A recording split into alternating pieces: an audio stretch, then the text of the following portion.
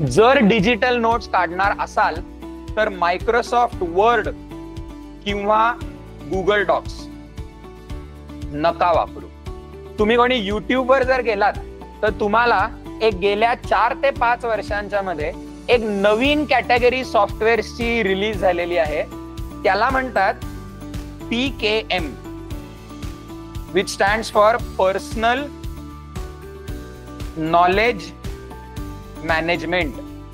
माझी रेमनोटची notebook open करून मी कशा नोट्स बनवल्या आणि मग आपण पण सगळं एकत्र करत कसं जाऊ शकतो. तुम्ही जितकं आतात जाल तितकं ते सॉफ्टवेअर आतात जाऊ शकतो. ओके, सो ह्याच्याने एक फायदा काय होतो की आपल्याला किती लेव्हल डिटेल मध्ये जायचंय किंवा किती वरवर अभ्यास करायचा हे आपल्याला ठरवता येतं. तुम्हाला सवय लागली पाहिजे. तुम्ही न्यूजपेपर वाचताय किंवा तुमचा अभ्यास करताय, पावला पावलाला प्रश्न पडला पाहिजे की ह्याच्यावर आतापर्यंत प्रश्न येऊन गेलाय का.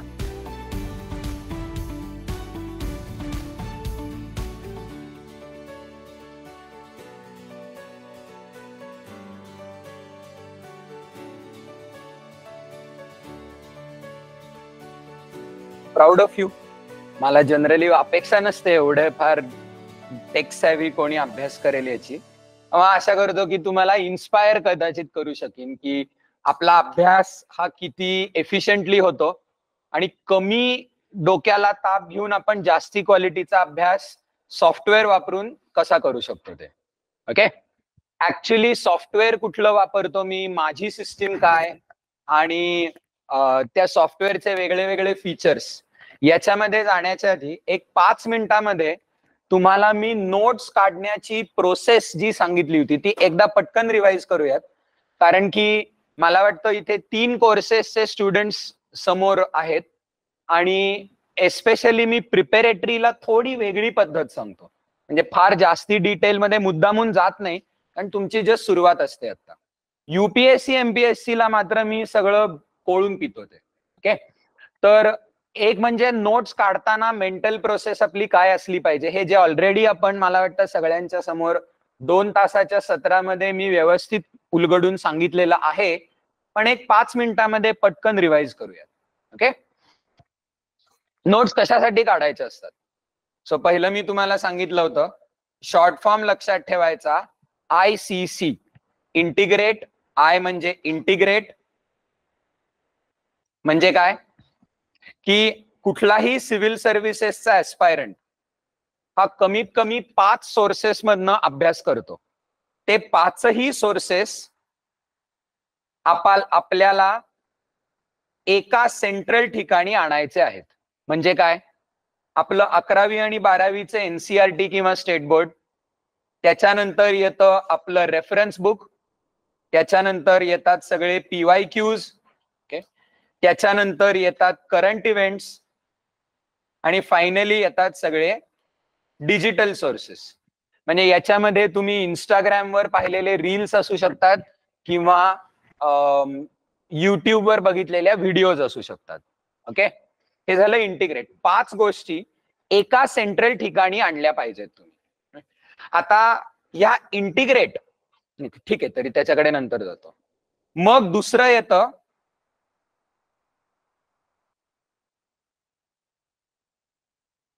कन्सॉलिडेट. म्हणजे नोट्स काढण्याचा एक विशिष्ट सिक्वेन्स असतो. तो सिक्वेन्स कसा लक्षात ठेवायचा, सुरुवात स्टॅटिकनी करायची, मग जायचं PYQs मध्ये आणि फायनली ज्याला डायनामिक कंटेंट म्हणतात तो ऍड करायचा. बरोबर. आता नोट्स काढताना आपल्या स्टॅटिक नोट्सची सुरुवात ही नेहमी आपल्या रेफरन्स बुकनी झाली पाहिजे.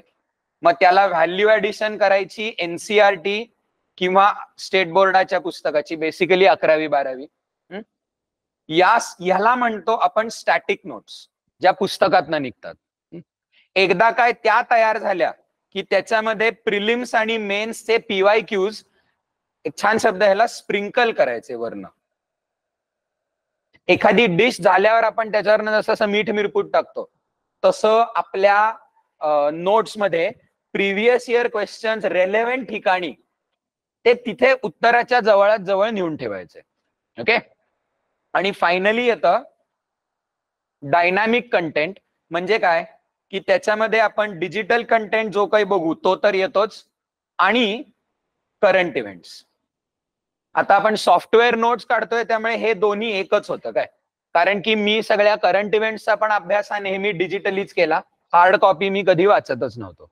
ओके, ही बेसिकली सिस्टीम तुम्हाला सांगायची. आणि अर्थात शेवटचा सी काय येतो, कॉम्प्रेस. कॉम्प्रेशन म्हणजे छोटं करणे, आणि आपल्याला दोन प्रकारे छोटं करायचंय. एक म्हणजे कमीत कमी शब्द, आणि दुसरी गोष्ट म्हणजे कमीत कमी वेळ.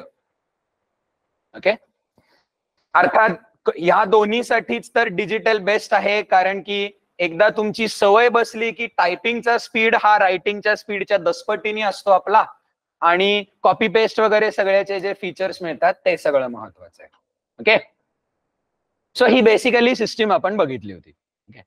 आता हे सगळं डिजिटली कसं करायचं, याच्यामध्ये पहिला सर्वात महत्वाचा मुद्दा मुलांना प्रश्न पडतो, ते म्हणजे सॉफ्टवेअर कुठलं वापरू.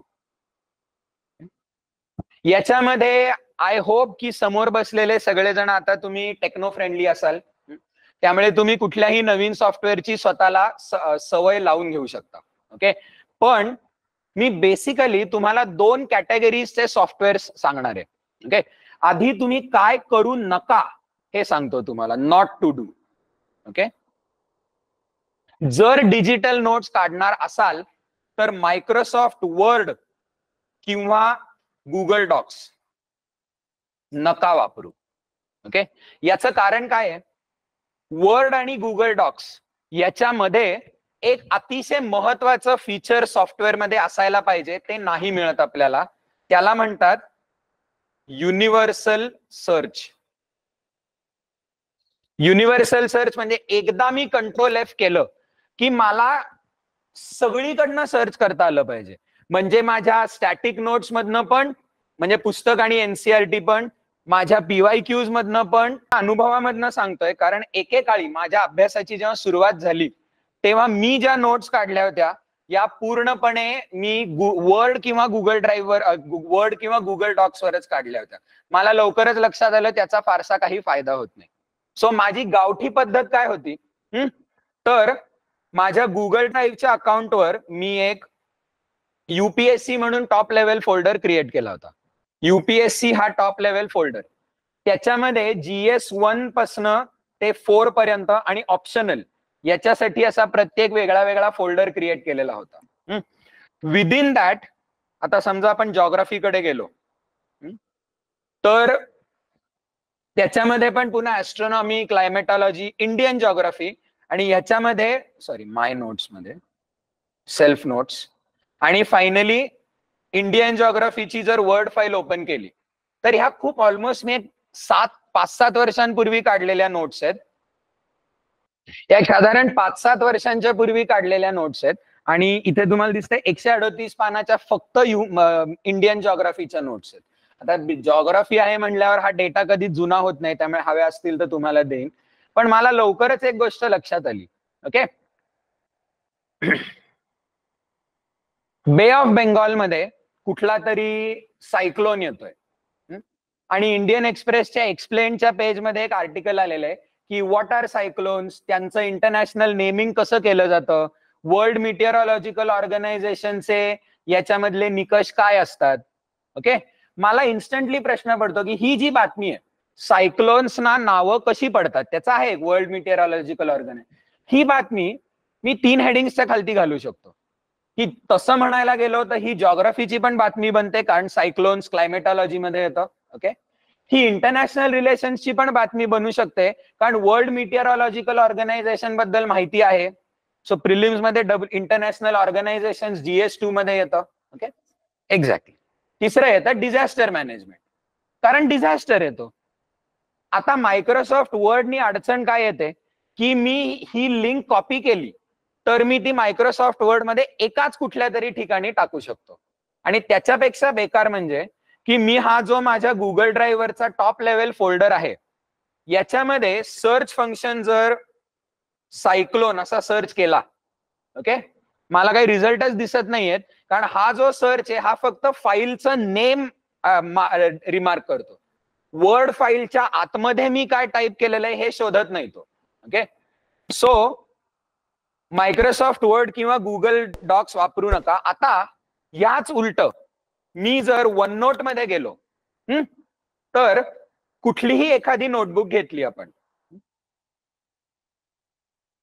सो ही पर्सनल नोटबुक आहे आणि ह्याच्यामध्ये मी जर जितक्या काही ओपन नोटबुक्स आहेत त्याच्यामध्ये मी जर काहीतरी सर्च केला, तर ह्याच्यात काही कंटेंट नाहीच आहे त्यामुळे सोडून द्या, तर तो एका सर्च बार मध्ये तो अख्ख्या सगळ्या माझ्या नोटबुक सर्च करतो. हे गरजेचं आहे. सगळीकडचं नॉलेज एकत्र करणं गरजेचं आहे. Okay, so moral of the story काय आहे ह्याच्यामध्ये बेसिकली, की तुम्ही तुमच्या नोट्ससाठी कुठलं तरी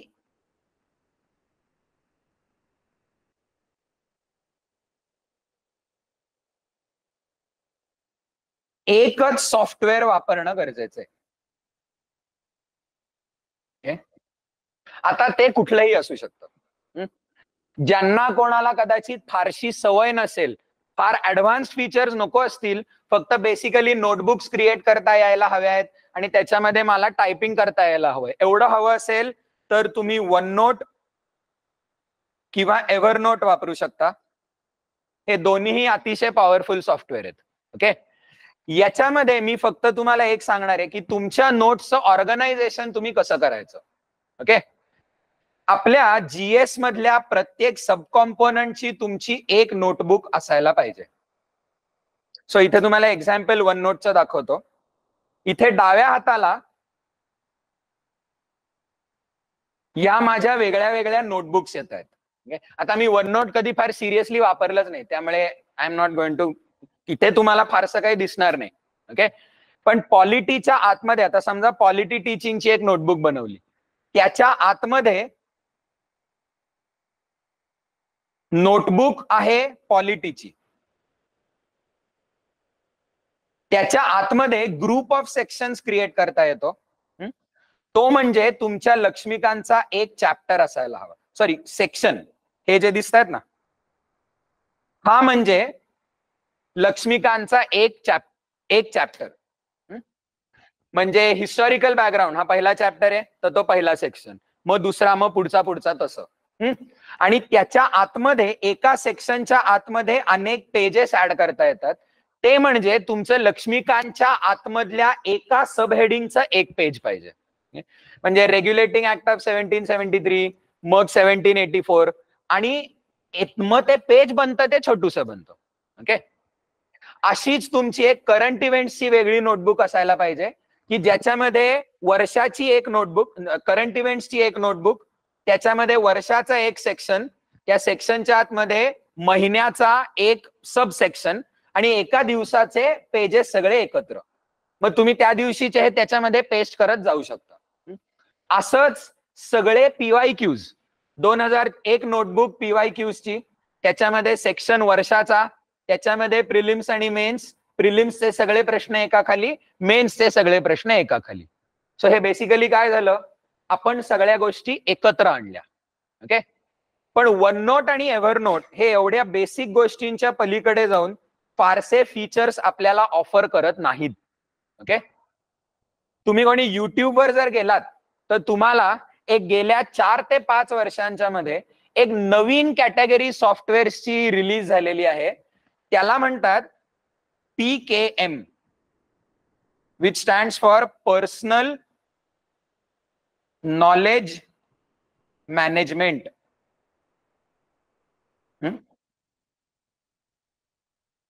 या कॅटेगरी मधले. आणि त्याच्यामध्ये अक्षरशः नको तेवढे सॉफ्टवेअर्स आहेत.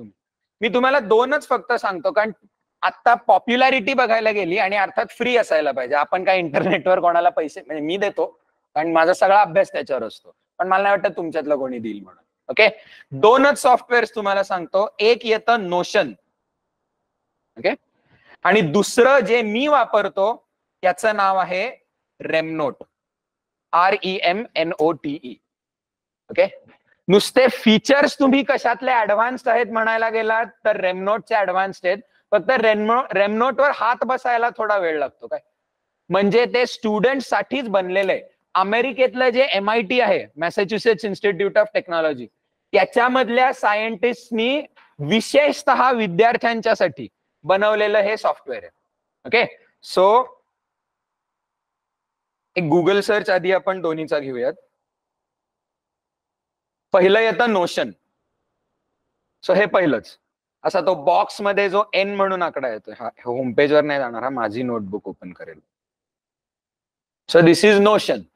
ओके, आणि दुसरं येतं दॅट इज रेमनोट. REMNOTE. दोन्हीही बेसिक फीचर्स दोन्हीचे फ्री आहेत. तुम्हाला खूप ऍडव्हान्स गोष्टी वापरायच्या असतील तरच पैसे द्यावे लागतात. मी रेमनोटचं पेड व्हर्जन वापरतो, पण तुम्ही सगळ्यांनी नाही वापरलं तरी त्यातले मेजॉरिटी आपलं काम चालव आहेत ते सगळे फीचर्स वापरता येतात. ओके, सो इथून पुढचं सगळं आपण माझी रेमनोटची नोटबुक ओपन करून मी कशा नोट्स बनवल्या आणि मग आपण पण सगळं एकत्र करत कसं जाऊ शकतो हे सांगणार आहे.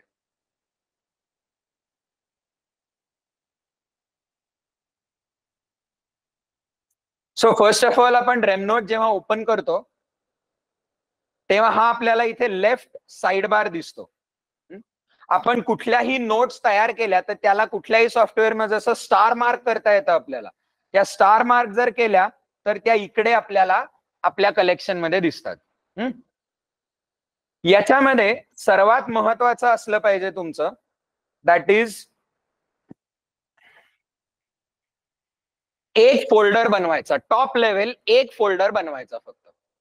त्याला मी नाव दिलेलं आहे UPSC किंवा टीचिंग, कारण मी ज्या नोट्स मधनं मी अभ्यास केला त्याच्यामध्येच माझं सगळं टीचिंग मी केलं. ओके,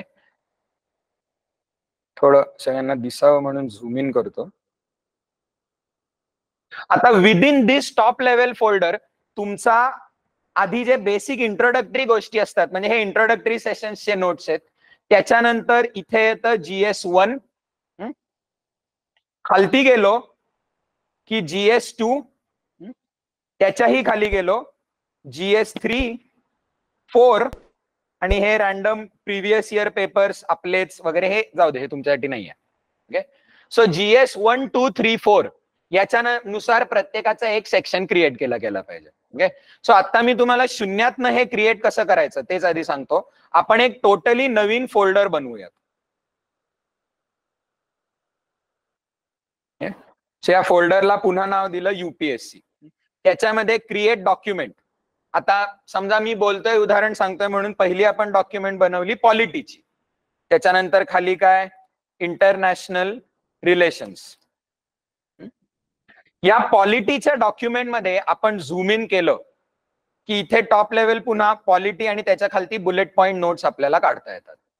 ओके, आता या सॉफ्टवेअरचं एक सर्वात चांगली गोष्ट काय आहे की रेमनोट आणि नोशन याच्यामध्ये आपण ज्या प्रकारे नोट्स काढतो त्या पद्धतीला एक नाव आहे, त्याला म्हणतात द आउटलाईन मेथड. हे माझ्या नोट्स सॉफ्टवेअर नोट्सच्या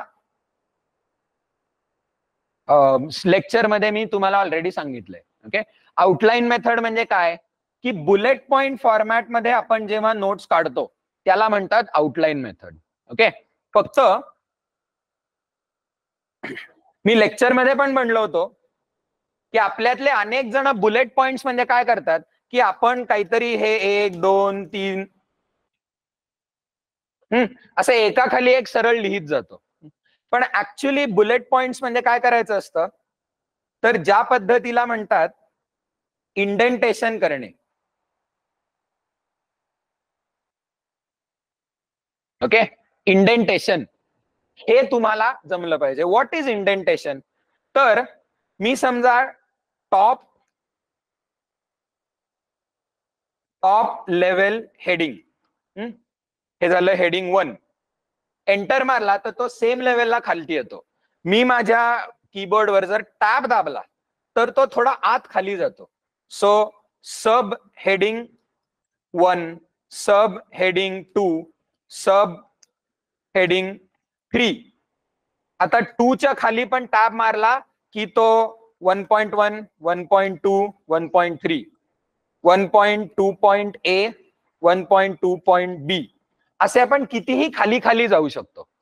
ओके, आता तुम्हाला इसी बहाने माझ्या रेडी असलेल्या प्रिॲम्बलच्या चॅप्टरच्या नोट्स दाखवतो. कारण आपण इकडे जे पाहिलं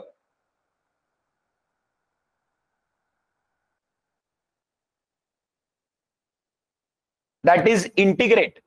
ओके, नोट्सच्या सेशन मध्ये तुम्हाला म्हणलं होतं की आपल्या अभ्यासाची सुरुवात ही नेहमी युपीएससीचे असाल तर रेफरन्स बुक पासून झाली पाहिजे. त्यामुळे आता समजा की मी तुमच्या लेवलला आहे की अजून माझा काहीच अभ्यास तयार झालेला नाहीये. माझी पहिलं पाऊल काय असायचं? लक्ष्मीकांत ओपन करायचं आणि ते मी एक चॅप्टर 3 वेळेला जसा वाचायचा आहे सांगितलं तसा वाचायचा. ओके, आता मी लक्ष्मीकांत होतो तर मी लक्ष्मीकांत पण पीडीएफ मधनं वाचलं. तुम्ही कदाचित तेवढं मात्र जरा हाताने वाचाल, ठीक आहे, अडचण नाही त्याच्यामध्ये. पण काय, एक चॅप्टर पहिल्यांदा वर्ड टू वर्ड वाचला, मग दुसऱ्यांदा वाचताना ते बॉक्सेस केले, तिसऱ्यांदा वाचताना फक्त बॉक्सेस वाचले आणि बॉक्सेसच्या आतलं अंडरलाईन केलं. ओके, एक चॅप्टर 3 वेळेला वाचून झालं की आता तुम्ही नोट्स काढायला तयार आहात. सो नोट्स काढायचं म्हणजे काय करायचं, तर मी इकडे लक्ष्मीकांतचीच पीडीएफ समजा समोर फोटो काढून तुमच्यासाठी आणलेली आहे. So we go to the chapter of preamble. मी पीडीएफ वाचायचो म्हणून मी अर्ध्या स्क्रीनवर पीडीएफ ओपन ठेवायचो आणि दुसऱ्या स्क्रीनवर माझं सॉफ्टवेअर. याच्यामध्ये तुम्हाला एक महत्वाची गोष्ट मी सांगितली होती की लक्ष्मीकांतचा जो इंडेक्स आहे आणि तोच तुमच्या नोट्स मध्ये परत आला पाहिजे. आता मी खूप ऍडव्हान्स लेवलला पोहोचलेलो आहे त्यामुळे मी हा रूल स्ट्रिक्टली फॉलो केलेला नाहीये. मुळामध्ये मी जेव्हा नोट्स काढल्या तेव्हा तुमच्या नोट्स मधला पण पहिलं बुलेट पॉइंट हिस्टॉरिकल बॅकग्राऊंड, मग मेकिंग ऑफ द कॉन्स्टिट्यूशन, मग कन्सेप्ट ऑफ कॉन्स्टिट्यूशन, मग प्रिॲम्बल, मग सिटिझनशिप आणि असं पुढे पुढे तुम्ही गेले पाहिजेत. म्हणजे शेजारी मी जर लक्ष्मीकांतचा इंडेक्स ठेवला, सो पहिली गोष्ट काय करायची, आता ही आपण समजा नवीन क्रिएट केलेली डॉक्युमेंट आहे, म्हणजे ह्याच्यामध्ये आता काहीच नाहीये, तुमच्या समोर क्रिएट केली मी, समजा आहे ते सगळं काढून टाकलं. सो शून्यातनं सुरुवात करताना मी आधी इंडेक्स समोर ठेवणार फक्त आणि इंडेक्स जसाच्या तसा माझ्या नोट्स मध्ये कॉपी करून घेणार. लिटरली चॅप्टरचं टायटल तसाच्या तसं आलं पाहिजे. सो 1 येतं हिस्टॉरिकल बॅकग्राऊंड, एंटर मारला आणि आत गेलो, त्याचे टॅब आतमध्ये गेलो. याच्यामध्ये कंपनी रूल, मग क्राऊन रूल. आता मी सगळं टाईप करत नाही काय, ते हे होईल. पुन्हा ओरिजिनल लेवलला आलो, 2 making of the constitution, 3 concept of constitution, 4 येतं सेलियंट फीचर्स. आणि ह्याच्या आतमधले पण जे इकडे दिलेले सब हेडिंग्स आहेत ते तसेच्या तसे आपल्या नोट्स मध्ये आधी आउटलाईन दिसली पाहिजे. त्याच्या आतला आता काही टाईप करू नका काय, फक्त तुम्ही जो विषय घेताय त्याचं इंडेक्स हे तुमच्या नोट्स मध्ये सगळं आधी खालती तसंच्या तसं उतरवून काढा. सिंपल मुद्दा आहे. ओके, मग आता मी तुम्हाला रेडी मटेरियल दाखवतो. सो इथे एक एक्झाम्पल बघा, काय आपण प्रिॲम्बल मध्ये समजा झूम इन केलं. आता तरी याचं आधी जे कोलॅप्सेबल फीचर आहे ते तुम्हाला दाखवतो. आपण बुलेट पॉइंट्स मध्ये जेव्हा नोट्स काढतो तेव्हा या नोट्स मधनं नुसतं स्क्रोल केलं तर आपल्याला 2 ऑप्शन्स असतात. या प्रिॲम्बलच्या बुलेटवर जर मी माऊस नेला तर इथे शेजारी मला एक एक्सपॅन्डचा ॲरो दिसतो आणि तिकडे तुम्हाला कीबोर्ड शॉर्टकट पण सांगतोय कंट्रोल डाऊन. मी त्याच्यावर क्लिक केलं तर खालचे सगळे हेडिंग्स एक्सपॅन्ड होतात तिथल्या तिथे. त्याच्यामध्ये पण आपण समजा कीवर्ड्स ऑफ द प्रिॲम्बल हे एक्सपॅन्ड केलं. तुम्ही जितकं आतात जाल तितकं ते सॉफ्टवेअर आतात जाऊ शकतं. ओके, सो ह्याच्याने एक फायदा काय होतो की आपल्याला किती लेव्हल डिटेल मध्ये जायचंय किंवा किती वरवर अभ्यास करायचा हे आपल्याला ठरवता येतं.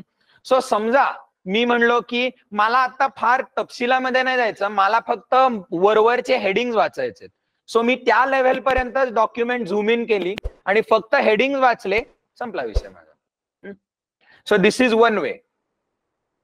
किंवा दुसरी गोष्ट काय करता येते की मी या बुलेट पॉइंटवर जर माऊस नेला तर मुळात कर्सर बदललाय, हे बघा तसा तो बोट झालेला आहे आणि मी याच्यावर क्लिक केलं तर तो त्या डॉक्युमेंटच्या आतमध्ये झूम इन करतोय. ओके.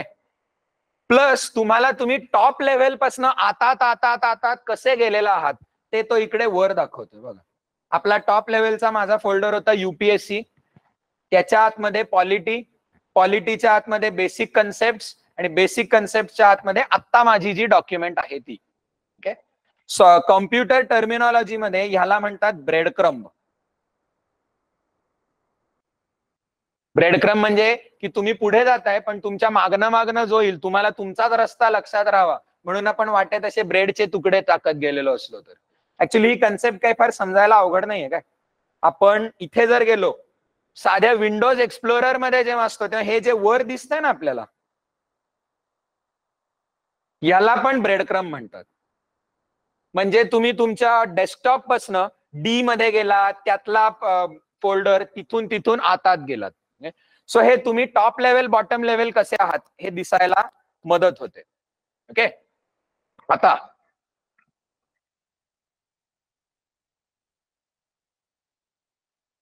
इकडे बघा, प्रिॲम्बलचा चॅप्टर. मी मुद्दामून प्रिॲम्बलचा चॅप्टर समोर घेतो कारण की मी माझी मोडतोड म्हणून मिनिमम केली आहे त्या चॅप्टर मध्ये, सो तुम्हाला समजायला सोपं जातं ते. पुस्तकामधले एक हेडिंग हे ऑलमोस्ट तसेच्या तसे माझ्या नोटबुक मध्ये मॅच होत आहेत. Text, ingredients, keywords, significance, part of the constitution, amendability of preamble. So नुसता एक चॅप्टर नाही तर त्या चॅप्टरच्या आतमध्ये पण जे सबहेडिंग्स दिलेले आहेत ते तसेच्या तसे तुमच्या नोट्स मध्ये यायला पाहिजेत. ओके. आता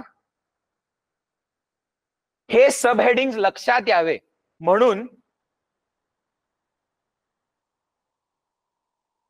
रेमनोट मधलं दुसरं एक फीचर असतं, त्याला हेडिंग्स म्हणतात. ओके. सो मी जर इथे फॉरवर्ड स्लॅश केला आणि H वर क्लिक केलं, H1, तर हेडिंग 1 3 लेव्हलचे आपल्याला फॉन्ट साईज येतो, म्हणजे H1, H2, H3.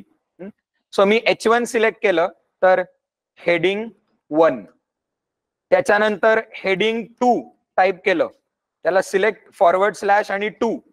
सो इथे तो मला हेडिंग 2 दाखवतो. दिस इज हेडिंग 2 आणि हेडिंग 3.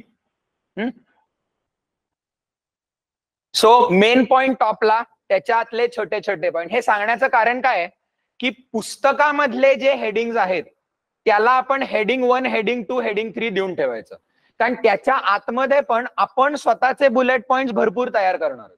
सो मी तयार केलेलं हेडिंग कुठलंय आणि पुस्तकातलं हेडिंग कुठलंय हे कळावं लागतं. So once again let's go to preamble आणि कीवर्ड्स ऑफ द प्रिॲम्बल. याच्यामध्ये पण हे sovereign, socialist, secular, democratic, republic. मी रिपब्लिकला पण एक्सपॅन्ड केलं तर रिपब्लिकच्या आतमध्ये पण मी माझे केलेले बुलेट पॉइंट्स भरपूर आहेत. सो मला फॉर एक्झाम्पल हे जे मोनार्की हे पुस्तकातलं हेडिंग आहे का नाही हे कसं कळणार, तर त्याला नॉर्मल पॅराग्राफ टेक्स्ट म्हणतात त्याला. नुसतं मी P सिलेक्ट केलं, सो रिपब्लिकच्या पुढे गेलो आणि फॉरवर्ड स्लॅश P, तर त्याला नो हेडिंग म्हणजे काढून टाकता येतं हेडिंग. सो हे नॉर्मल झाला तो. पण आता मी त्याला हेडिंग 3 ठेवतोय. सो इफ आय डू दिस, मला पुस्तकातले हेडिंग्स तसेच्या तसे मी कॉपी करून घेतले. ही झाली पहिली स्टेप. त्यानंतर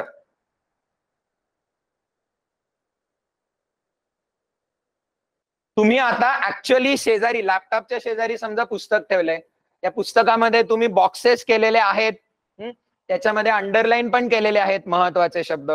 सो ते बॉक्सेस तुम्ही वाचायचे आणि हे तर मी लेक्चर मध्ये पण दाखवतो. आता हे अंडरलाईन केलेलं नाहीये, पण पुस्तकामधला रिपब्लिक आणि इथे शेजारी मी त्या रिपब्लिक या मुद्द्याच्या काढलेल्या नोट्स. ओके. फक्त महत्वाचे शब्द शेजारी लिहून काढायचे. अगेन मी हे सगळे लेक्चर मध्ये ऑलरेडी बोललोय, सो परत सांगत नाही. लांब लचक वाक्य नका लिहायला जाऊ, फक्त कीवर्ड्स लिहा.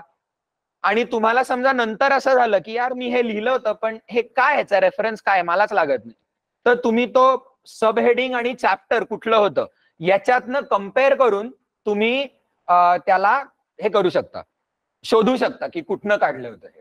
ओके. सो असं करत पहिले लक्ष्मीकांत वाचून घ्यायचं.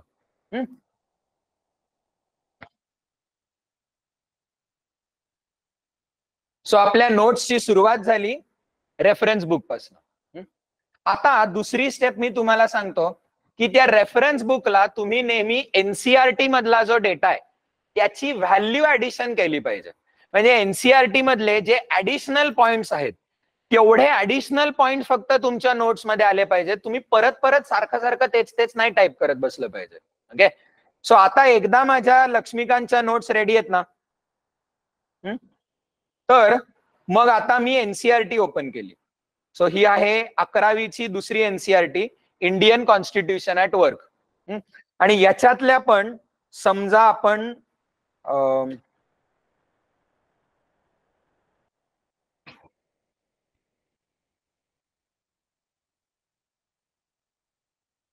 पेज नंबर का नाही त्याला, चॅप्टर 4 आहे समजा एक्झिक्युटिव्ह. ओके. सो आता इथे व्हॉट इज एक्झिक्युटिव्ह हे मी वाचतोय आणि ते वाचता वाचता माझ्या ऑलरेडी ज्या तयार असलेल्या नोट्स आहेत त्याच्यातला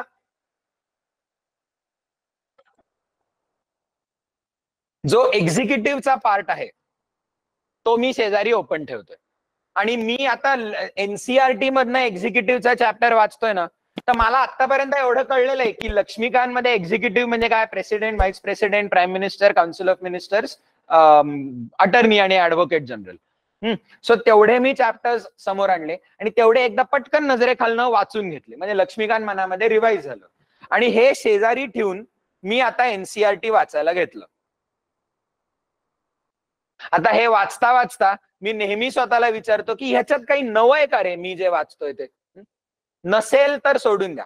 आणि जिथे जिथे तुम्हाला वाटेल की काहीतरी एखादा ऍडिशनल पॉइंट आहे, दिस इज समथिंग न्यू, त्या ह्याला म्हणजे मॅच करायचं की हा पॉइंट ठीक आहे. प्राईम मिनिस्टर बद्दल मी वाचतोय, समजा थोडं खाली गेलो. Okay. So parliamentary, semi presidential आणि प्रेसिडेन्शियल. तुम्ही लक्ष्मीकांत वाचलेलं असलं तर तुम्हाला इमिजिएटली क्लिक होईल की लक्ष्मीकांत मधला हा चॅप्टर 13 का 14 पार्लमेंटरी आणि प्रेसिडेन्शियल सिस्टीम याच्या जवळचा जातो. 13 पार्लमेंटरी सिस्टीम. मग स्वतःच्या रेमनोटच्या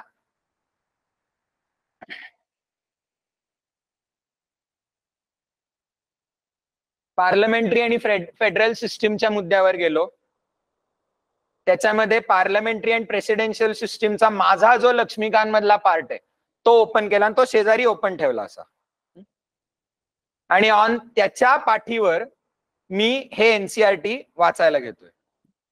सो अगेन तुम्हाला कदाचित वाटेल की हा जो डायग्राम आहे हा छान आहे, म्हणजे खरंच आहे छान. सो मग त्याचा स्क्रीनशॉट काढा आणि तुमच्या नोट्स मध्ये योग्य ठिकाणी टॉप लेवलला इन्सर्ट करून ठेवा. किंवा खाली वाचताना सेमी प्रेसिडेन्शियल सिस्टीम ही एनसीआरटी मधला ऍडिशनल पॉइंट आहे. तुम्ही लक्ष्मीकांत जर वाचलं तर त्याच्यामध्ये पार्लमेंटरी सिस्टीम काय असते दिलंय, प्रेसिडेन्शियल सिस्टीम काय असते दिलंय, पण सेमी प्रेसिडेन्शियल सिस्टीम हे एनसीआरटी मधला एक वेगळा पॉइंट आहे. मग आपल्या नोट्स मध्ये जायचं, एक एंटर मारायचा, तिथे नवीन हेडिंग क्रिएट करायचं, सेमी प्रेसिडेन्शियल सिस्टीम, आणि त्याच्या खालती एनसीआरटी मधले जे सगळे मुद्दे आहेत ते लिहून काढायचे. काय कॅमेरा बंद पडला? एनसीआरटी मधले सगळे जे मुद्दे आहेत ते लिहून काढायचे. ओके. हे झालं स्टॅटिक कंटेंट.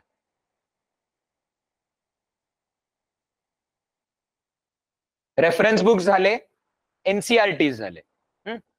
आता पुढचा प्रश्न येतो की पीवाय क्यूजचं काय करायचं.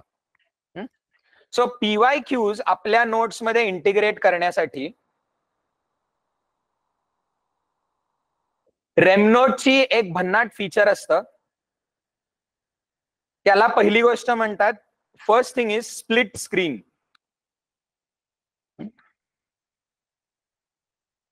म्हणजे तुम्हाला शेजारी शेजारी एकच ऍप्लिकेशन 2 विंडोज मध्ये ओपन करता येतं. हे कसं करायचं, तर एक म्हणजे मी जर इथे हॉवर केलं, याला क्लिक केलं तर तो मला ऑप्शन देतो open in another pane. Pane म्हणजे विंडो. ओके, किंवा तिथे कीबोर्ड शॉर्टकट पण आहे कंट्रोल शिफ्ट आणि single quote. So control shift single quote ही एवढी एक बुलेट पॉइंट शेजारच्या विंडोमध्ये ओपन झाली. म्हणजे इकडे ब्रेडक्रम बघा, इथे मी युपीएससी त्याच्या आत पॉलिटी इकडे आहे आणि त्याच्यातली मेजर आहे स्प्लिट स्क्रीन, आणि इकडे युपीएससीचा टॉप फोल्डर त्याच्या आतमध्ये पॉलिटी मध्ये. ओके, बाकी ही विंडो मला इथनं क्लोज करता येते. बेसिकली तुम्ही ही लाईन जर सोडलीत तर त्याच्या ह्या बाजूला आणि ह्या बाजूला एक्झॅक्टली सेम फीचर्स अवेलेबल आहेत तुमच्याकडे डुप्लिकेट मध्ये. तुम्ही आता स्प्लिट स्क्रीनच्या खाली जे टाईप करताय ते तुम्हाला इकडे पण येताना दिसेल. सॅम्पल टायपिंग कंटेंट इकडे पण येत आहे, इकडे पण येत आहे. याचा फायदा कुठे होतो की तुम्हाला एक गोष्ट शेजारी ठेवून लगेच दुसरी कुठली तरी गोष्ट पण वाचायची. That is one way of doing this. त्याच्याच बरोबर दुसरं एक चांगलं फीचर याच्यातलं PYQ साठी मी वापरतो, त्याला म्हणतात पोर्टल. PORTAL. पोर्टल म्हणजे तुम्ही एकाच कुठल्या तरी बुलेट पॉइंटची तुम्ही मिरर इमेज क्रिएट करू शकता. म्हणजे एक बुलेट पॉइंट तुम्ही दोन ठिकाणी तुमच्या वापरू शकता. त्याच्यात फरक काय आहे सांगतो तुम्हाला. मी समजा हा सॅम्पल टायपिंग कंटेंट हा बुलेट पॉइंट मी सिलेक्ट केला, त्याला कंट्रोल C केलं आणि या पोर्टल या बुलेट पॉइंटच्या खाली, पोर्टल जाऊ दे,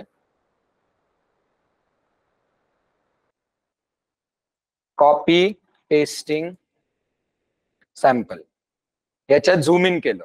ओके, सो आता एकीकडे मी आहे स्प्लिट स्क्रीन मध्ये आणि दुसरीकडे आहे सॅम्पल कॉपी पेस्टिंग मध्ये. ओके, मी जर हा सॅम्पल कंटेंट कॉपी केला आणि तो इकडे पेस्ट केला तर कॉपी पेस्टिंग तर सगळ्यात सॉफ्टवेअर मध्ये असतं, इकडचं तिकडे डायरेक्टली रिक्रिएट होणार आहे. ओके, पण मजा म्हणजे की मी आता ह्या दोनापैकी एक कुठला तरी बुलेट पॉइंट जर अपडेट केला, त्याच्यामध्ये नवीन काहीतरी टाईप केलं, so dash Siddharth new something.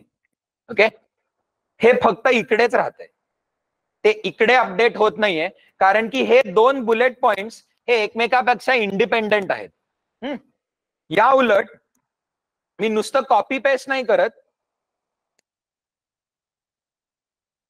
तर मी इकडे आपल्याकडे जे कर्व ब्रॅकेट असतात ना, म्हणजे हे वाले, ओके, स्क्वेअर ब्रॅकेट नाही काय, ते वेगळं फीचर आहे याचं, कर्व ब्रॅकेट म्हणतोय.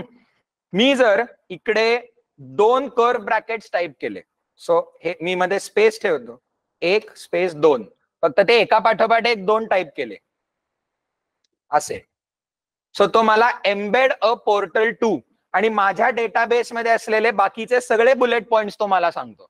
आणि मी जसं जसं टाईप करायला लागतो सॅम्पल टायपिंग कंटेंट, सो तो मला इकडे सर्च रिझल्ट दाखवतोय त्याचा.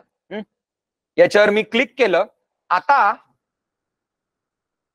ओरिजिनल बुलेट पॉइंट हा आहे, त्याचं लोकेशन कुठे आहे, युपीएससी, त्याच्या आत पॉलिटी, त्याच्या आत स्प्लिट स्क्रीन आणि त्याच्या आतमध्ये सॅम्पल टायपिंगचा बुलेट पॉइंट. ओके, तो मला सेम लोकेशन इकडे पण दाखवतोय. युपीएससी, त्याच्या आतमध्ये पॉलिटी, त्याच्या आतमध्ये स्प्लिट स्क्रीन, त्याच्या आतमध्ये हा bullet point. You will notice की ह्याला अशी एक ब्लू आउटलाईन तयार झालेली आहे. And now the beautiful thing about this is की मी इकडे जर काहीतरी टाईप केलं इथे, तर याची मिरर इमेज इकडे क्रिएट होते. सो मी जर इकडे टाईप केलं सिद्धार्थ न्यू कंटेंट, तर तो दोन्हीकडे इक्वली रिफ्लेक्ट होतोय. आता याचा वापर मी मी PYQs एम्बेड करण्यासाठी कसा केला, ते पोर्टलचं फीचर ते तुम्हाला सांगतो. ओके, सो माझ्या नोट्स मध्ये मी एक वेगळा फोल्डर बनवला, PYQ कंपायलेशन इथे. Okay, PYQ compilation. By the way, हे जे मी एकेकडनं दुसरीकडे जम्प करतोय ना, त्याचा शॉर्टकट आहे control P. Okay, control +P म्हणजे तो युनिव्हर्सल सर्च आहे. तुम्ही कुठल्याही एका बुलेट पॉइंटवरनं दुसऱ्या कुठल्याही बुलेट पॉइंटकडे जम्प करू शकता. हे जे आपल्याच नॉलेज डेटाबेसमध्ये कुठूनही कुठेही उडी मारता येते पटपट आपल्याला, हे याचं अजून एक ऍडव्हान्टेजचं फीचर आहे. नाहीतर आपण वर्ड मध्ये वापरत असलो तर ती फाईल बंद करा किंवा मग दुसऱ्या फोल्डर मध्ये जाऊन दुसरी फाईल ओपन करा, हे कटकट फार होते. वन नोट मध्ये पण हे करता येतं की तुम्ही सर्च केलं आणि सर्चच्या याच्यावर क्लिक केलं की तो डायरेक्टली त्या पेज, त्या नोटबुकच्या त्या पेजवर तुम्हाला नेतो. ओके, सो माझ्या नोट्समध्ये PYQ कंपायलेशन,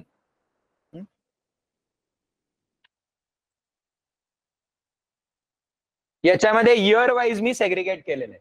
2024, 23, 22, 21. आता 24चा मी जरा आळस केलाय, अजूनही सगळे आलेले नाहीयेत, पण 2023 मध्ये गेलो. याच्यामध्ये पण मेन्सच्या खाली प्रिलिम्स.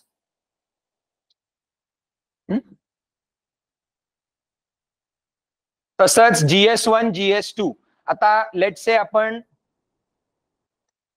प्रिलिम्स मध्ये गेलो, तर मी पहिली गोष्ट केली आहे म्हणजे क्वेश्चन कॉपी केला, त्याच्या खाली त्याचे 4 ऑप्शन्स टाईप केले आणि बरोबर ऑप्शनला मार्क करून ठेवलं. ओके, आता ह्याच्यातला एखादा पॉलिटीचा प्रश्न घेऊयात आपण.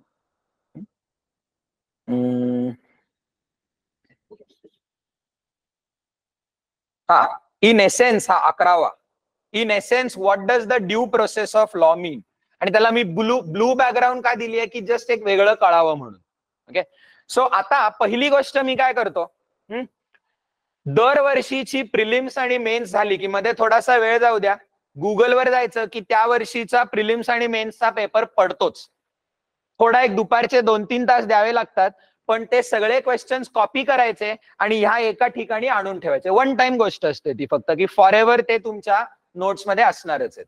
ओके, मग त्याच्यानंतर एक एक प्रश्न वाचायचा. आता हा प्रश्न, in essence what does the due process of law mean, principles of natural justice, procedure establish by law.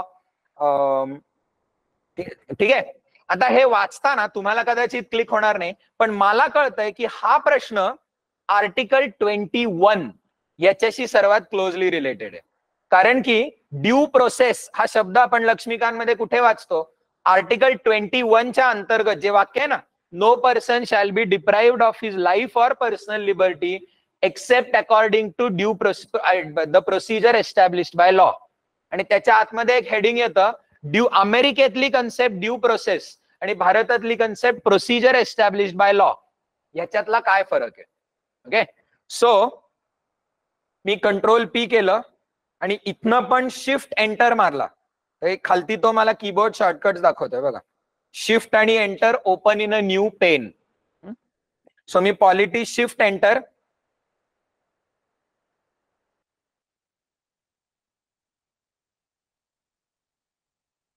दोन विंडोज मध्ये ओपन झालं. एकीकडे PYQ कंपायलेशन मध्ये 2023 ची प्रिलिम्स आणि शेजारी त्याच्या माझे पॉलिटीच्या notes.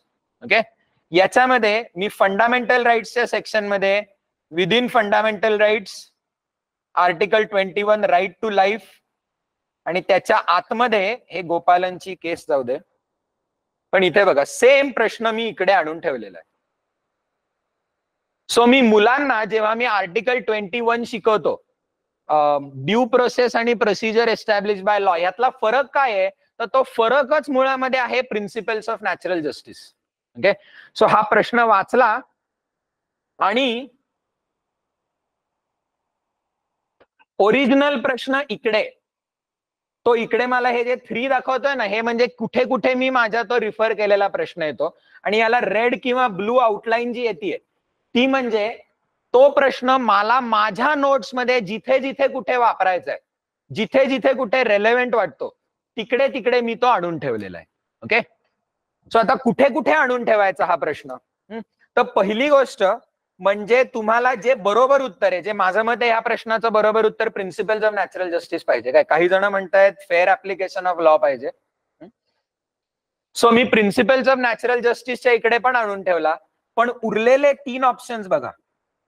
Okay, these are the wrong options. तरीही माझे हे ह्या तिन्हीचं उत्तर जिकडे मिळतंय तिकडे पण तो प्रश्न मी आणून ठेवला पाहिजे. सो याचं बेस्ट एक्झाम्पल म्हणजे ह्याच्या वरचा प्रश्न आहे. By which of the following acts was the governor general of Bengal designated as the governor general of India. हा एका अर्थाने म्हणायला गेलं तर हा मॉडर्न इंडियाचा पण प्रश्न आहे, आणि दुसऱ्या अर्थाने बघायला गेलं तर हा पॉलिटीचा पण प्रश्न आहे. Okay, so one way that I can do is, आणि इकडे तुम्हाला ऍक्च्युली या सॉफ्टवेअरची सर्वात ब्युटी दिसेल. युपीएससी टीचिंग,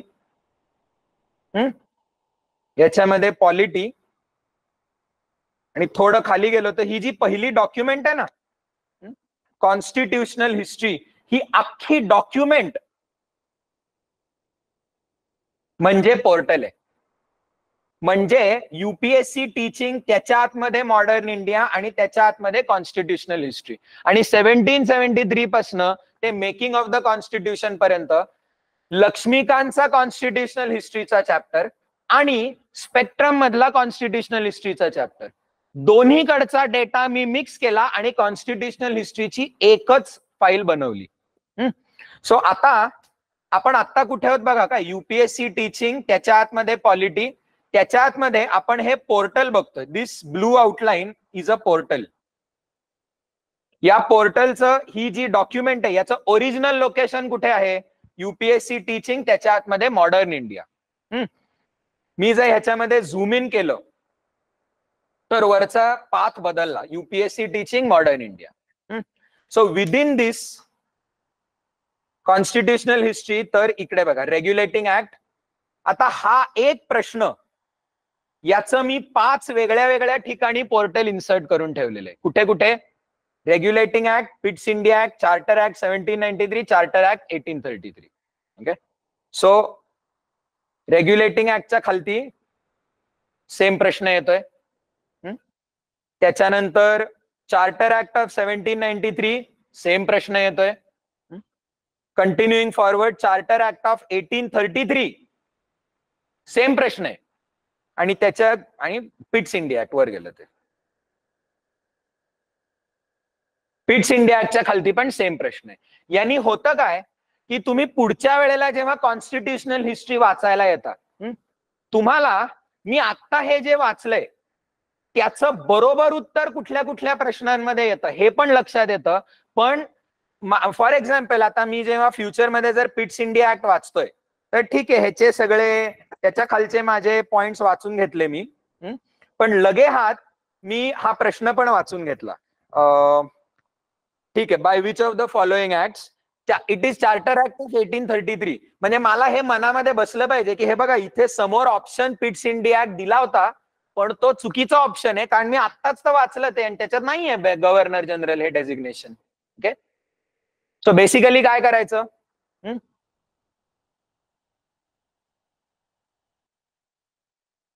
एक तुमची मास्टर फोल्डर असला पाहिजे, PYQ कंपायलेशन. त्याच्यामध्ये वर्षाच्या आतमध्ये प्रिलिम्स आणि मेन्स, मेन्सच्या आतमध्ये GS 1, 2, 3, 4 ऑप्शनल आणि एसे. आणि पहिली गोष्ट म्हणजे सगळे क्वेश्चन्स तिकडे कॉपी कॉपी कॉपी करून ठेवायचे. ओके, मग एक प्रश्न वाचायचा,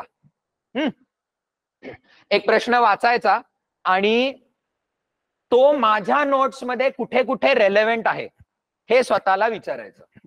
आता ह्या गोष्टी आहे ना, हे प्रिलिम साठी एक वेळ सोपं आहे कारण 4 ऑप्शन्स आहेत. मेन्सचं काय करायचं, मेन्सचं ऍक्च्युली सूत्र तेच राहतं की तुम्हाला एखाद्या प्रश्नाचं उत्तर देण्यासाठी जे पॉइंट्स आहेत, या उत्तरामध्ये हे पॉइंट आले पाहिजेत असं तुम्हाला वाटतंय, ते सगळे पॉइंट्स तुमच्या नोट्स मध्ये कुठे कुठे दिसून येत आहेत, तिथे सगळीकडे तो प्रश्न तुम्ही टाकला पाहिजे. ओके, आता मला हे तुलनेने सोपं जातं कारण की मी इतके वर्ष आता ह्याच्यामध्ये आहे. सो मी असा प्रश्न वाचला की मला कळतं की या प्रश्नाचं उत्तर मला कुठे कुठे मिळतंय. ओके, सो हा पहिला प्रश्न बघा, constitutionally guaranteed judicial independence is a prerequisite of democracy, comment. So हे बेसिकली माझ्या नोट्स मध्ये मला माहितीये why independence of the judiciary हे दिसून येतंय, म्हणून मी तो प्रश्न तिकडे टाकून ठेवला. ओके, पण मला तुम्हाला एक दुसरं फीचर दाखवायचंय. हे जे पॉलिटी हे हे हे काय आहे रे? हे रेमनोटचं फीचर आहे ज्याला म्हणतात टॅगिंग. आपण इंस्टाग्रामवर पोस्ट टाकली की हॅशटॅग ते ते ते ते जसं म्हणतो ना, टॅगिंग हे फीचर तुमच्या नोट्स मधल्या वेगळ्या वेगळ्या गोष्टी एका सेंट्रल ठिकाणी आणण्यासाठी वापरता येतात. म्हणजे मी एक प्रश्न वाचतो आणि मला जेव्हा प्रश्न पडतो की ओके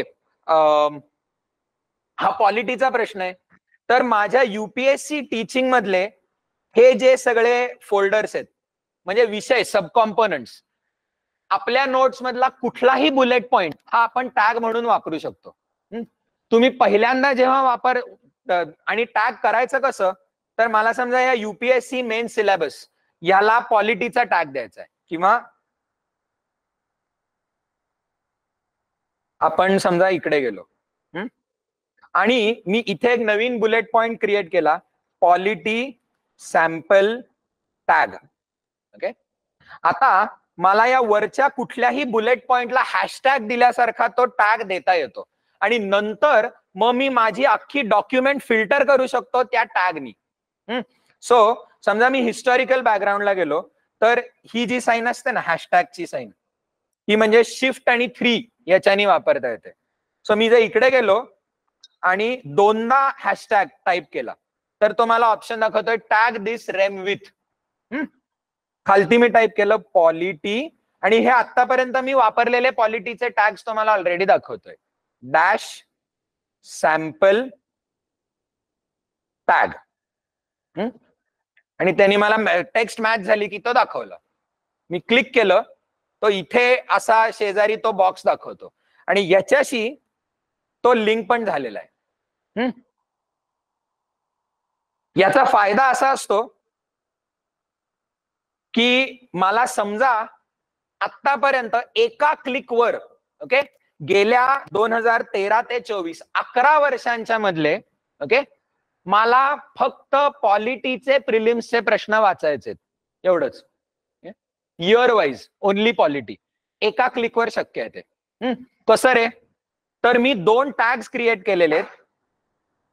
आता हे स्वतः थोडं डोकं वापरावं लागतं. एकाला नाव दिलं PYQ डॅश प्री, दुसऱ्याला नाव दिलं PYQ डॅश मेन्स आणि प्लस पॉलिटी. सो मी प्रिलिम्सचे सगळे प्रश्न एका खालती एक आणले की एक एक प्रश्न वाचतो आणि त्याला 2 टॅग देतो. एक म्हणजे PYQ प्री किंवा PYQ मेन्स आणि दुसरा म्हणजे तो ज्या सब कॉम्पोनंटचा टॉपिक आहे त्याचा टॅग देतो. आता मी ही डॉक्युमेंट ओपन केली की याच्यावर control plus shift plus F, नुसतं कंट्रोल F केलं तर सर्च होतं काय, कंट्रोल शिफ्ट F केलं तर फिल्टर होतं. सो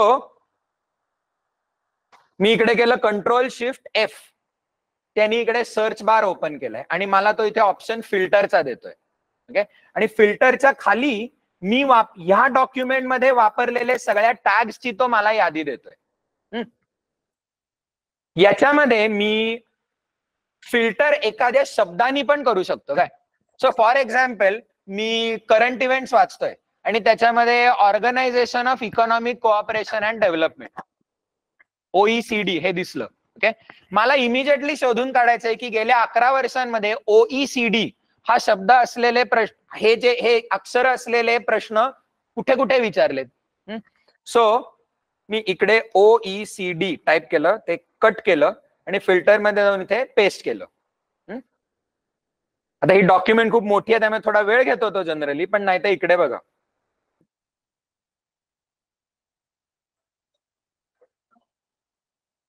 त्यांनी मला अख्खी खालची डॉक्युमेंट फिल्टर केलेली आहे आणि तो right down to the detail की मला OECD कुठे कुठे दिसून येते. सो फॉर एक्झाम्पल मी 2017 ची प्रिलिम्स त्याच्यातला हा प्रश्न, ओके, आणि याला कंट्रोल शिफ्ट डाऊन केलं मी, तर okay, global infrastructure facility is ASEAN World Bank collaboration among major develop in OECD. So ही पण तुम्हाला सवय लागली पाहिजे. तुम्ही न्यूजपेपर वाचताय किंवा तुमचा अभ्यास करताय, पावला पावलाला प्रश्न पडला पाहिजे की ह्याच्यावर आतापर्यंत प्रश्न येऊन गेलाय का. PYQ ची डॉक्युमेंट ओपन केली आणि थोडं इकडे तिकडे खेळ करायचा. म्हणजे कदाचित काही काही वेळेला ना मी आता परम्युटेशन कॉम्बिनेशन काय ट्राय करीन की एखाद्या बुलेट पॉइंट मध्ये त्यांनी ओईसीडी नाही पण ऑर्गनायझेशन वापरले, तर मी ओईसीडी काढलं आणि मी ऑर्गनायझेशन सर्च केलं, बट इन वन क्लिक मला ओईसीडी 2019च्या एका प्रश्नाशी रेलेव्हंट आहे. Consider the following statements. ठीक आहे, ह्याचा हा खरं म्हणजे आयआरचा प्रश्न नाही, त्यामुळे हा सोडून देता येईल. पण खालती गेलो तर 2017च्या प्री मध्ये, 2016च्या प्री मध्ये एक येतोय, India's ranking in ease of doing business is sometimes seen in news, which of the following have declared that ranking. तिथे पण ओईसीडी दिसून येत आहे. 2015 Fortaleza declaration recently in the news, पुन्हा ओईसीडी. 2015च्या 53वा प्रश्न आणि 2015चा 99वा प्रश्न, which of the following statements regarding Green Climate Fund, तिथे पण ओईसीडी आहे. आणि 2014 म्हणजे एका क्लिकवर मला ओईसीडी हे शब्द मला लक्षात येत आहे की गेल्या 11 वर्षांमध्ये 1, 2, 3, 4, 5 प्रश्नांमध्ये रेफर केलेलं आहे. म्हणजे मी हे जे आत्ता वाचतोय हे किती महत्वाचं आहे याचा अंदाज लावण्यासाठी एक आपल्याला हे मिळतं, क्रायटेरिया मिळतो.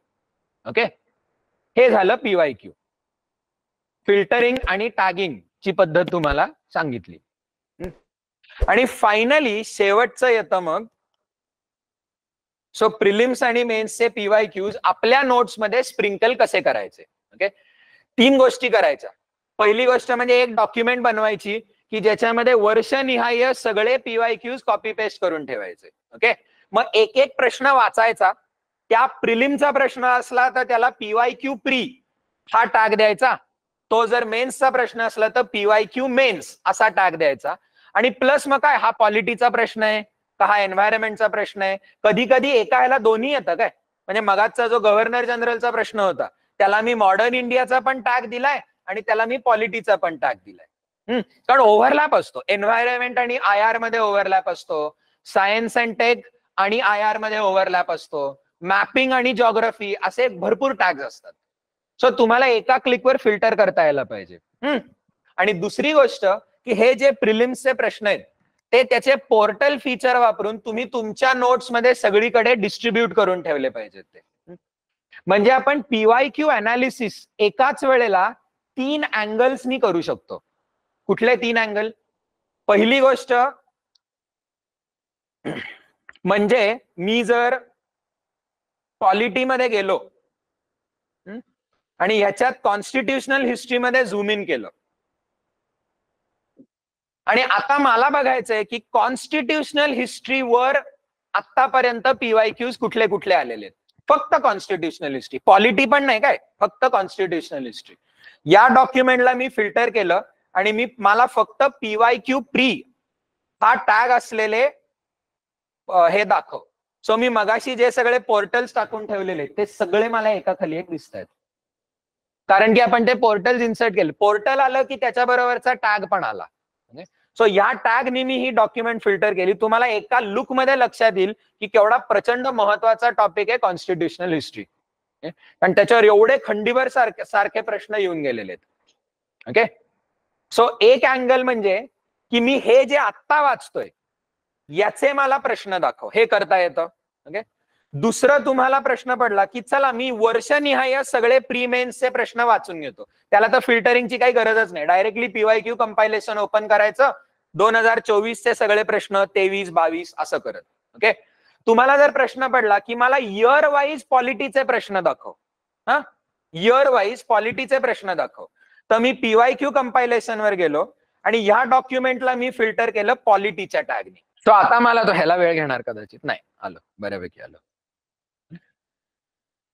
सो ह्या प्रश्नाने मला तो 2024 प्रिलिम्स 2024 सेट सी याच्यातले पॉलिटीचे प्रश्न दाखवतोय.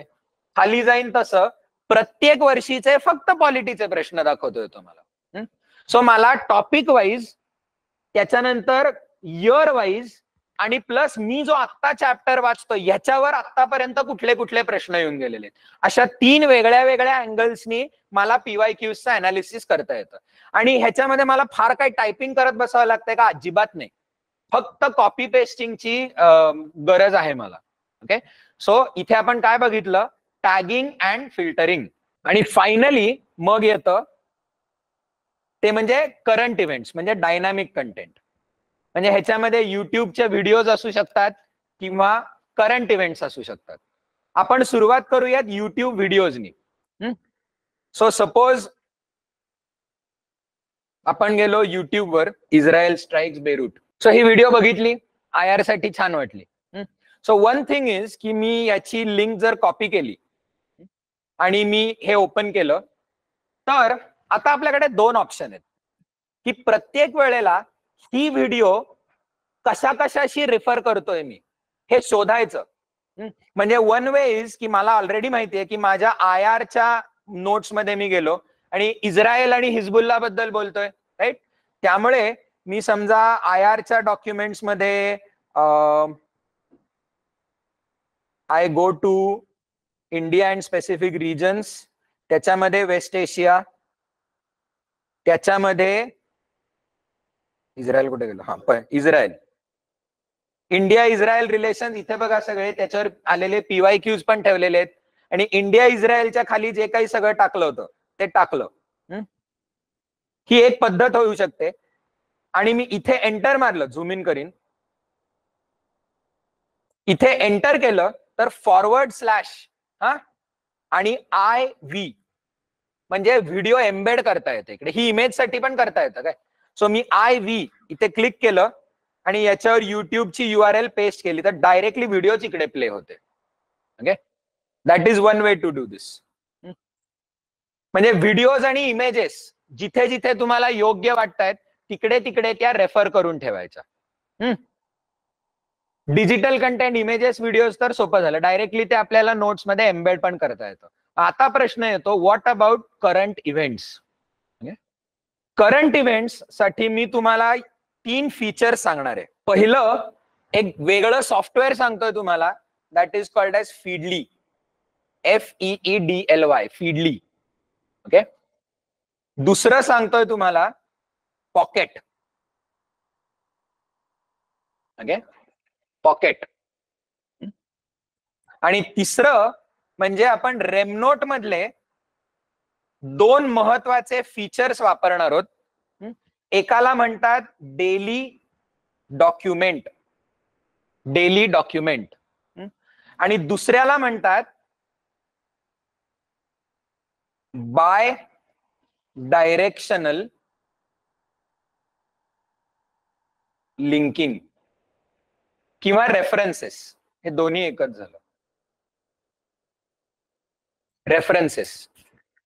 बाय डायरेक्शनल लिंकिंग किंवा रेफरन्सेस. सो आता माझा स्वतःची सवय काय असते की दररोज सकाळी उठलो की पहिली गोष्ट काय तर इंडियन एक्सप्रेस, हिंदू आणि मी स्वराज्य मॅगझिन फॉलो करतो. काय मला ते आवडतं, त्यांचं रिपोर्टिंगची सगळी स्टाईल. अगेन मी म्हणलं तसं मी हार्ड कॉपी कधी वाचत नाही. मेजॉरिटी जण काय करतात की सॉफ्ट कॉपी वाचतात, पण सॉफ्ट कॉपी म्हणजे काय की वेबसाईटवर जाऊन त्या दिवशीचा PDF पेपर डाउनलोड करायचा, पेपर. ह्याला काय अर्थ झाला, ते मग फिजिकल वाचल्याशीच बरं आहे की. मी काय करतो, मी डायरेक्टली वेबसाईटवर जाऊन आर्टिकल्स वाचतो. ह्याच्यात एक वैताग आहे. सो सपोज आपण इंडियन एक्सप्रेसच्या वेबसाईटवर गेलो, याच्यामध्ये हे एवढे वेगळे वेगळे सेक्शन्स आहेत. India, explained, opinion, politics, business. हे तर कोणी UPSC साठी वाचत नाही. सो त्याच्यानंतर इकडे मी जाताना, अरे वा हिला हाकललं की क्या बात आहे. पण this is actually a good example. मला सांगा रे की ही जी सगळी घटना घडली कुठे कुठे वापरता येईल आपल्याला. एथिक्स गुड, अजून एसे व्हेरी गुड. सोसायटी मध्ये कसं येईल, गव्हर्नन्स मध्ये कसं येईल, कसं येईल गव्हर्नन्स मध्ये.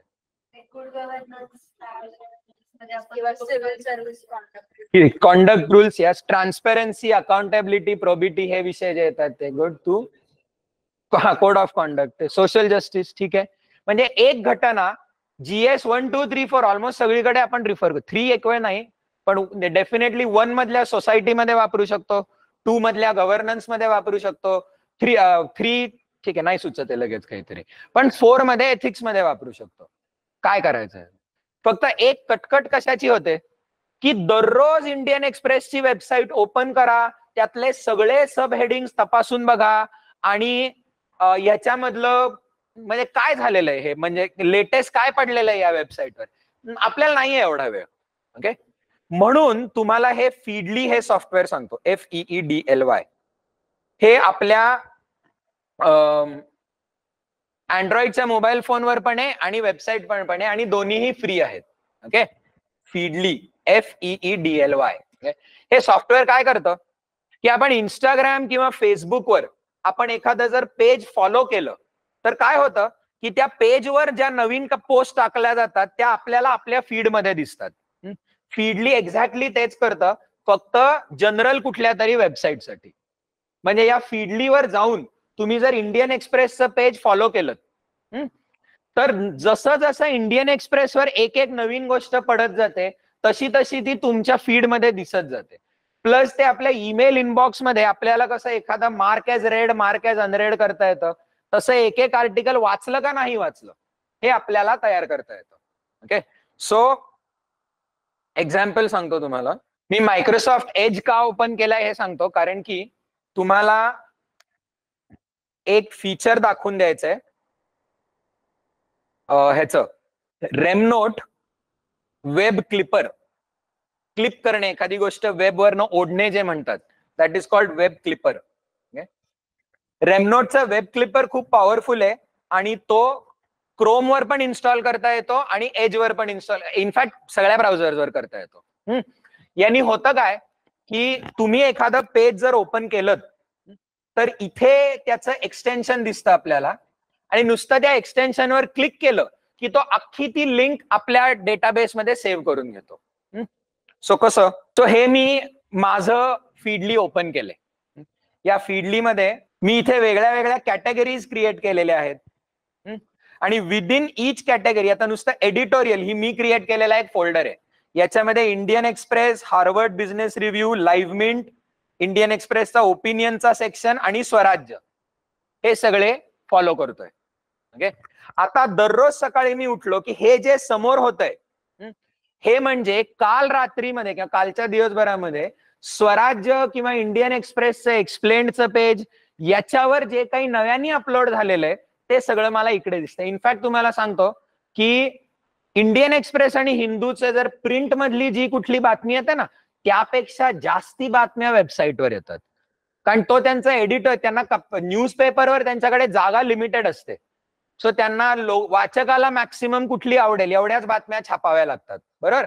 पण वेबसाईटवर ते सगळं टाकतात, so you get much more. आणि ऍक्च्युली आपल्याला ज्या महत्वाच्या बातम्या असतात ना त्या जनरली छापून येत नाही, कारण त्या बाकीच्या रीडर्सना काय फार उपयोगाच्या नसतात. So it is better to go to website.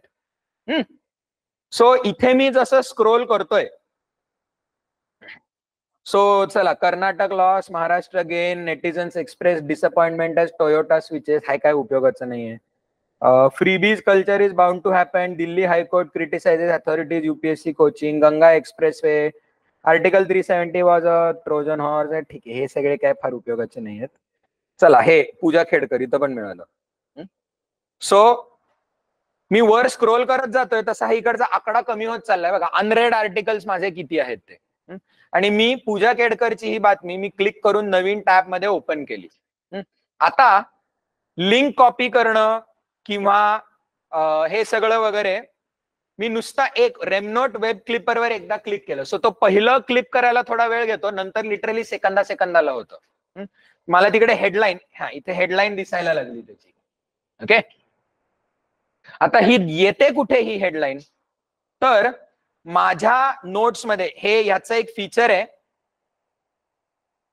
ते म्हणजे टुडेज नोट.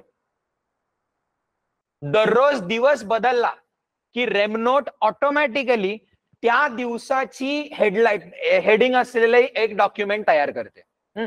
याचा फायदा काय होतो की तुम्हाला जेव्हा केव्हा प्रश्न पडेल की एखादी गोष्ट मी कुठे क्लासिफाय करायचे, डोकं नाही वापरायचं, ती त्या दिवसाच्या डॉक्युमेंटमध्ये टाकून मोकळायचं, डंप करायचं फक्त. सो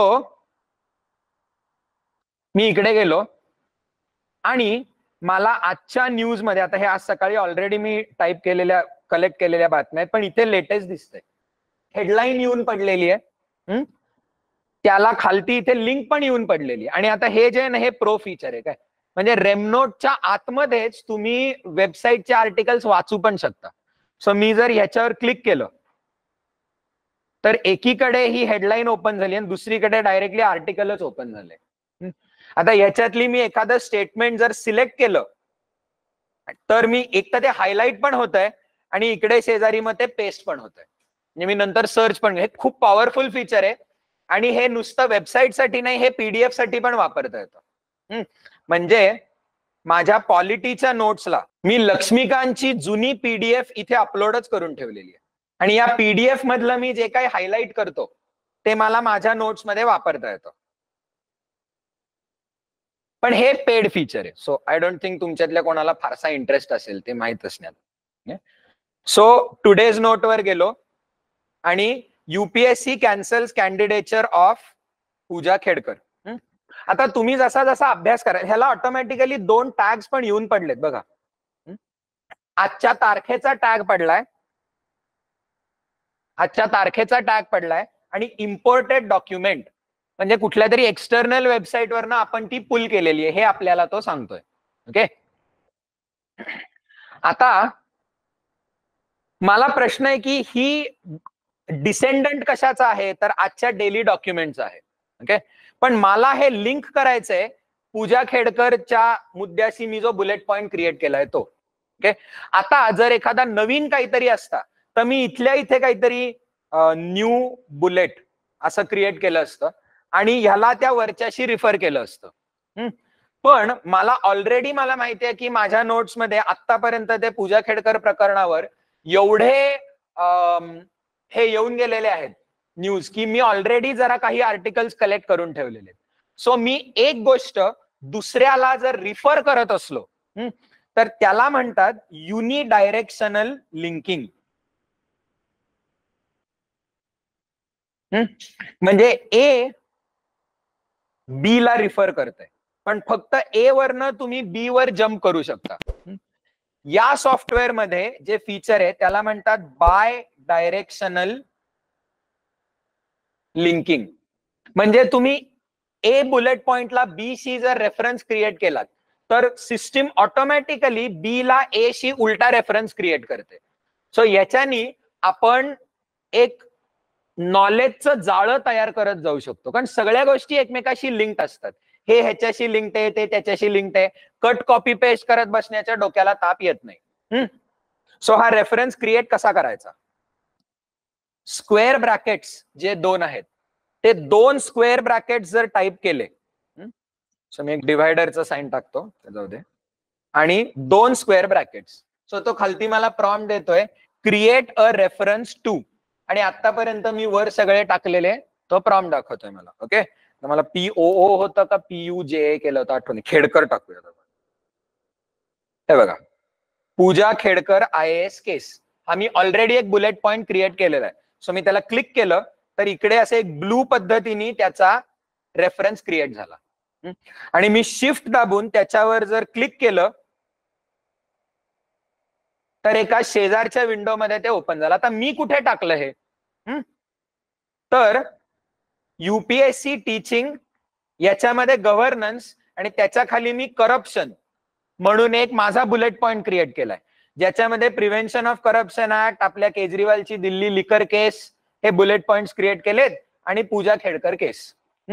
पण आता 2 गोष्टी लक्षात घ्या. मी जसं इथे झूम इन करतोय तसं 31 जुलै ची डॉक्युमेंट त्याच्यामधला हा बुलेट पॉइंट आणि इथे मी जो रेफरन्स क्रिएट केलाय तो ह्याला रिफर करतोय. सो ह्याला म्हणतात युनिडायरेक्शनल. मी याच्यावर जर क्लिक केलं तर हे ओपन होतं, करेक्ट.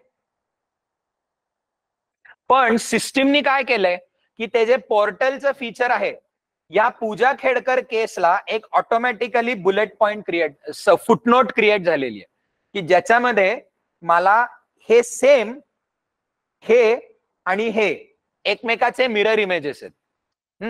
सो मी इथे जर काहीतरी टाईप केलं तर ते दोन्हीकडे मला अप्रोच होताना दिसतं. याचा फायदा काय होतो की मी ह्या डॉक्युमेंटवर गेलो की मला तो इकडे फुटनोट मध्ये 8 रेफरन्सेस आहेत असं सांगतोय. हे मी हाईड पण करू शकतो. त्याच्यानंतर सिम्प्लिस्टिक डॉक्युमेंट झाली. आणि मी जर शो केलं तर मी जसं खाली खाली स्क्रोल करतोय तसं 31 जुलैला आपण आत्ता कॅप्चर केलेली डॉक्युमेंट, त्याच्यानंतर 25 जुलैला पण मी एक कॅप्चर केली होती. तसंच इकडे बघा, आता मी माझ्या नोट्समध्ये UPSC teaching polity judiciary writ jurisdiction को वॉरंटो, कारण मला हे वाचताना लक्षात आलं की यार आपण पुढचं जे पॉलिटीचं मॉड्यूल घेतोय त्याच्यामध्ये मुलांना आपण को वॉरंटोची रिट, को वॉरंटो म्हणजे काय, by what authority you are occupying a public office when you are not qualified to be so. So ह्या उदाहरणामध्ये कोणी को वॉरंटो वापरलं नाही, पण जर एका सामान्य नागरिकाला पूजा खेडकरची IAS ची नियुक्ती चॅलेंज करायची झाली असती तर त्याच्याकडे उपलब्ध एक मार्ग म्हणजे को वॉरंटो होता. हायकोर्ट किंवा सुप्रीम कोर्टकडे रिट पेटिशन की ही मुलगी she is not qualified to be an IAS officer yet she is occupying that position. So तपासा काय आहे ते. सो माझ्या नोट्स मध्ये को वॉरंटोच्या खाली पण मी हिच्या एक्झाम्पलचा एक बुलेट पॉइंट क्रिएट करून ठेवलाय. आता विचार करा, 31 जुलै, 25 जुलै, 20 जुलै, 19 जुलै, 17 जुलै, 14 जुलै, जितकं मागे मागे जातोय तितकं वेगवेगळ्या दिवशी मी त्या दिवशीच्या सकाळच्या बातम्या वाचताना जे काही पूजा खेडकर प्रकरण दिसून आलं ते त्या दिवशीच्या डेली डॉक्युमेंट मध्ये कॅप्चर करून ठेवलं आणि माझ्या नोट्स मध्ये एकच बुलेट पॉइंट क्रिएट केली, पूजा खेडकर, आणि सगळे ते त्याच्याशी लिंक करतोय.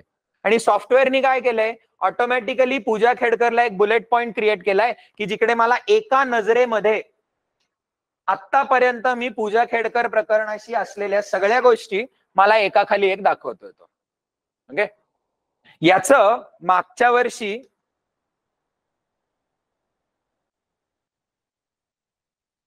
ते 7 ऑक्टोबरला जेव्हा हमासनी इस्रायलवर हल्ला केला त्याची मी डॉक्युमेंट जी बनवली होती ती तर तुम्हाला अख्खी डॉक्युमेंट दाखवतो. सो ह्याचं बुलेट पॉइंट स्ट्रक्चर कसं आहे, यूपीएससी टीचिंग, त्याच्या आतमध्ये इंटरनॅशनल रिलेशन्स, त्याच्या आतमध्ये इंडिया अँड स्पेसिफिक रिजन्स, मग वेस्ट एशिया, इस्रायल आणि त्याच्यात पॅलेस्टाईन कॉन्फ्लिक्ट. ओके, सो या अख्ख्या बुलेट पॉइंट मध्ये खाली मी इमेजेस टाकलेले आहेत, वेगळे वेगळे सब बुलेट पॉइंट्स केलेले आहेत. आणि ह्याला तर बघा 38 रेफरन्सेस, म्हणजे लेटेस्ट जे आहे ते 11 जुलैच्या एक्सप्लेन्ड पेज वरचे व्हॉट इज इस्रायल्स हनिबाल डायरेक्टिव्ह. हनिबाल डायरेक्टिव्ह म्हणजे की स्वतःचा सैनिक जर शत्रूच्या ताब्यात सापडत असेल तर आपल्याच माणसांनी त्याला मारायचं, असा इस्रायलच्या ऑफिशियल मिलिटरीचा डायरेक्टिव्ह आहे. कारण ते हमास तितकं नालायक आहेच आहे. जे पाकिस्तानच्या लायकीचे सैनिक आहेत तसेच हमास आहेत. इस्रायली सोल्जर्सना पण माहिती असतं की आपण त्या जिवंत तावडीत पकडण्यापेक्षा मेलेलं बरं. सो लेटेस्ट लिंक ही 11 जुलैची आहे. ओके, नाव आपण उलट जर गेलो तर सर्वात पहिली लिंक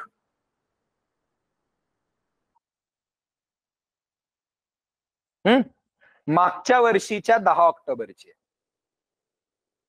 म्हणजे ऑक्टोबर 2023 पासून जुलै 2024 पर्यंत मधल्या महिन्यांमध्ये ज्या तारखांना इस्रायल हमासशी रिलेटेड काहीतरी माझ्या नजरेमधनं गेलं, एका क्लिकवर मी ते कॅप्चर केलं, नुसत्या एका टाईप मध्ये ते इस्रायल हमासशी कॅप्चर करून लिंक करून ठेवलं आणि आता लगेच त्या मोमेंटला मला वेळ असेल माहित नाही. ओके, पण नंतर येऊन कधीतरी आतापर्यंत त्याच्यावर जे सगळे आर्टिकल्स होते ते एका खाली एक आपण वाचू शकतो.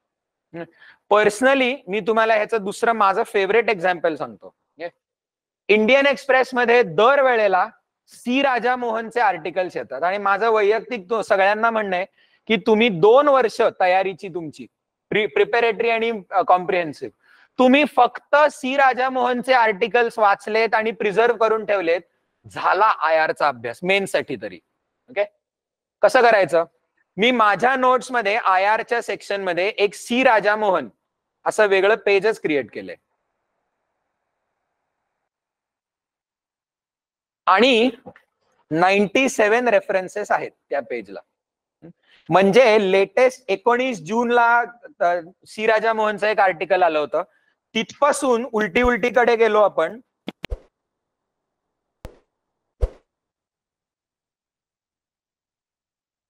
सो सर्वात जुनं आर्टिकल हे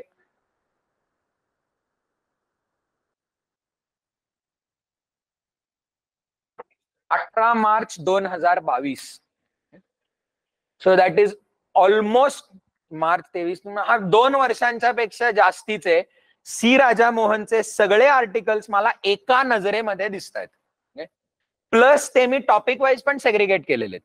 म्हणजे सी राजामोहननी आतापर्यंत चायनाबद्दल काय लिहिलंय, सो मी ही डॉक्युमेंट फिल्टर करू शकतो की आता चल मला सी राजामोहन या डॉक्युमेंटशी लिंक असलेले आणि चायना हा शब्द किंवा चायनाशी लिंक असलेले सगळे दाखव.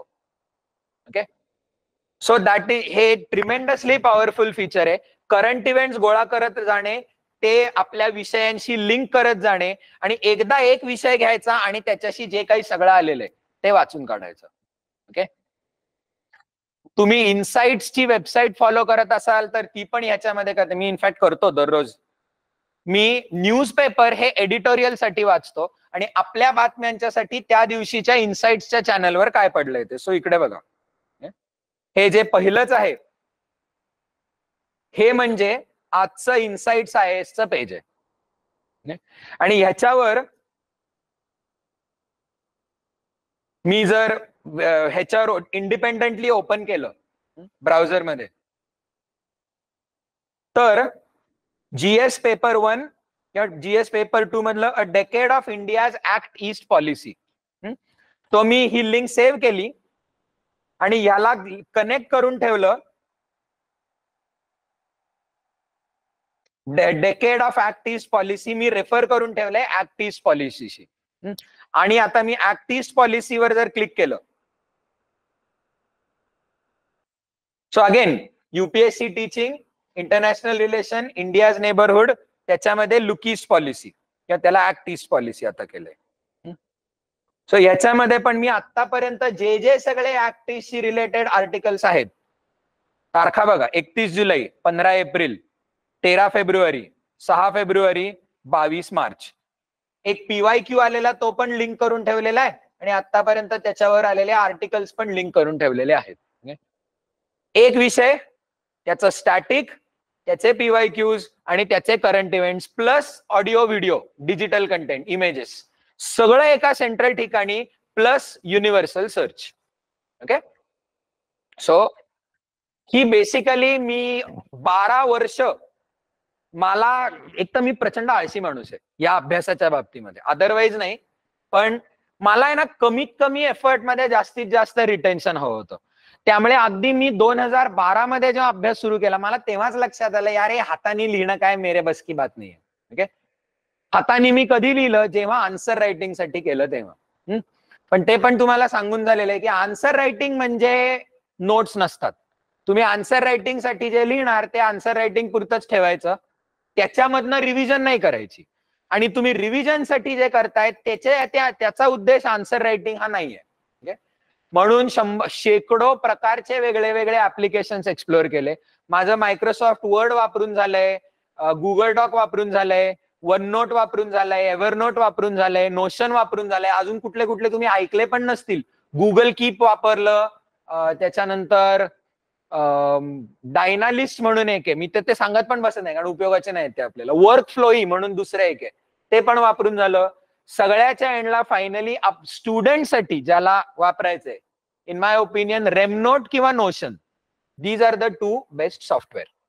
ओके, चलो, तुम्हाला आता काही प्रश्न असले तर, नाहीतर जेव्हा आपण आता आपला नॉलेज बेस मॅथ्स नाही, जेव्हा फर्स्ट स्टार्टिंग करून GS1 2 3 बरोबर क्रिएट करायचं, बरोबर सब टॉपिक सगळे क्रिएट बरोबर करंट तयार करत जायचं, बरोबर बरोबर हो पहिले तुम्हाला बेस क्रिएट करावं लागेल. नाही लागत ना, सांगतो.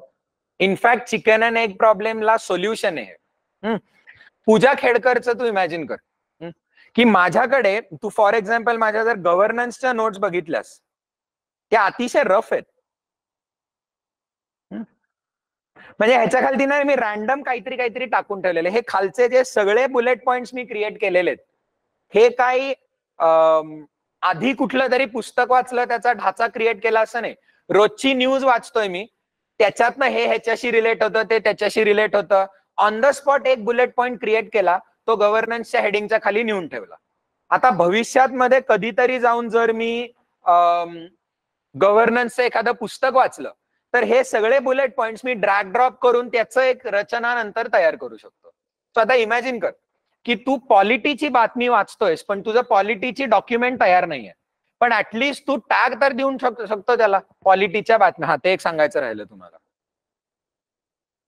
डेली नोट मध्ये मी प्रत्येक बातमी वाचली की त्याला एक ऍडिशनल टॅग देऊन ठेवतो. सो 31 जुलै आणि इम्पोर्टेड डॉक्युमेंट हे तर ऑटोमॅटिकली पडतातच, पण ही आहे IR ची बातमी.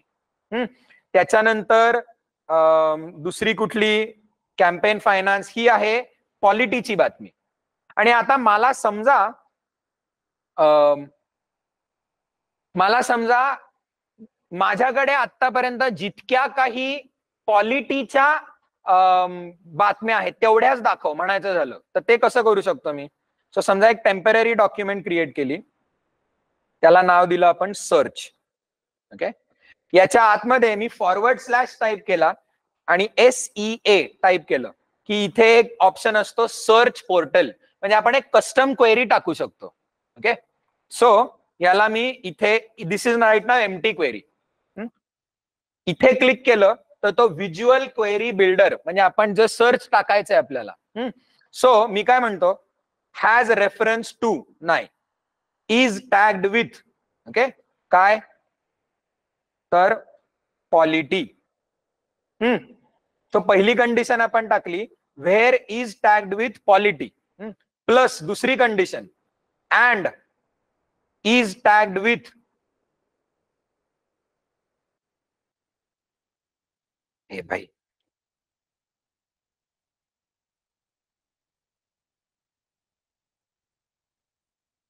Imported document.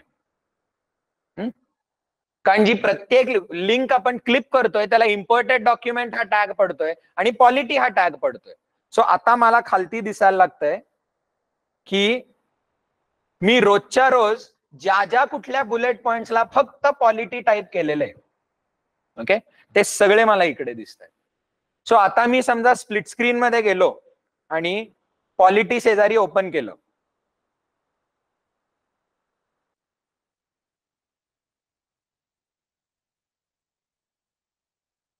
तर लेटस से की माझा बेस काडी मात्र ही अजूनही नाहीये.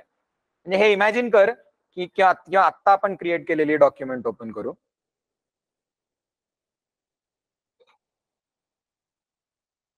ओके, ही आता मी तुमच्या समोर क्रिएट केलेली डॉक्युमेंट आहे. याच्यामध्ये काहीच नाहीये अजूनही.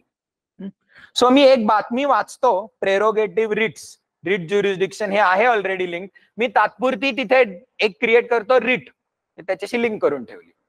किंवा तुला दुसरं तिसरं काही कळत नसलं, एवढं तर कळतं की ही बातमी पॉलिटीची आहे, ठीक आहे, त्याला फक्त पॉलिटीचा टॅग लावून ठेवायचा आणि मधल्या महिन्यांमध्ये तुझा एकदा बेस पक्का झाला की गेल्या 2, 3, 4, 5, 6 महिन्यांमध्ये पॉलिटीचा टॅग असलेले सगळ्या लिंक्स मला दाखव आणि मग त्या लिंक करून घ्यायच्या. त्याला एक दिवस पुरतो, म्हणजे 10 महिन्यांचा ऐवज एका दिवसामध्ये भरून काढता येतो आपल्याला. ती काय अवघड गोष्ट नाही.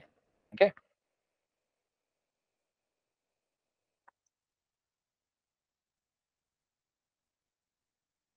ठीक आहे. अजून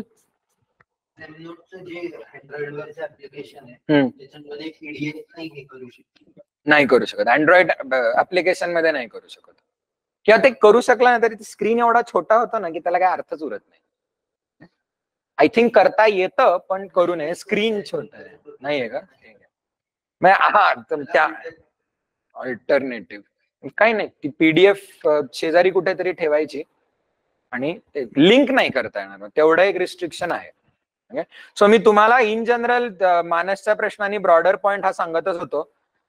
डिजिटल नोट्स काढणार असाल तर शक्यतो लॅपटॉप वापरा, कारण की ट्रिमेंडस फीचर्स कुठल्याही ऍप्लिकेशन मधले हे शेवटी मिळतात ते लॅपटॉप मध्येच मिळतात. आपण अँड्रॉइड किंवा iOS वर गेलो ना की ते स्क्रीन साईज छोटा झाल्यामुळे प्रत्येक सॉफ्टवेअर थोडे थोडे फीचर्स तरी कमी कमी करत जातच. ओके. फॉर्च्युनेटली तुम्हाला हे सॉफ्टवेअर वापरण्यासाठी काही अजिबात पॉवरफुल लॅपटॉपची गरज नाहीये. कुठलाही साध्यातला साधा लॅपटॉप सेकंड हँड जरी घेतलात की जो मलाच एक वेंडर माहितीये तो 10 आणि 12 हजाराला जो बाजारामध्ये 40-50 हजाराला लॅपटॉप मिळतो तो सेकंड हँड पण तो विकतो. Okay. Simple 4-6 GB RAM, Intel i5 i7 2 GB graphics card वगैरे एवढं साधं जरी असलं, ओके, आय थिंक ह्या लेक्चरला येऊन बसलाय त्यामुळे मी हे आता जे बोललो ते कळलं असेल तुम्हाला काय होतं ते. ओके. एवढं असलं ना सफिशियंट आहे, बाकी काही गरज नाही. ओके. आता सगळे पीडीएफ एका ठिकाणी ठेवायचे हम्म. आणि कुठलं सॉफ्टवेअर आहे हम्म. म्हणजे फॉर एक्झाम्पल मी एक सोसायटीचा फोल्डर करते, हम्म. त्याच्या आतच मी पीवायक्यूचा वेगळा फोल्डर हम्म. करते किंवा माझ्या नोट्सच तिथे हम्म. काढते किंवा सर्टन आन्सर्स दिले किंवा टॉपिकचे आन्सर्स वेगळं पीडीएफ करून मग एका पीडीएफच्या अंतर्गत वेगवेगळे नाही सी तू एका पीडीएफच्या अंतर्गत वेगवेगळे पीडीएफ एका फोल्डरच्या अंतर्गत करू शकतेस, पण तुला युनिव्हर्सल सर्च नाही मिळणार. म्हणजे त्या पीडीएफच्या आतला कंटेंट सर्च होईल असं नाही आता कुठे. रेमनोटचं नाही म्हणते मी, तू विंडोज मध्ये, iOS मध्ये पण नाही.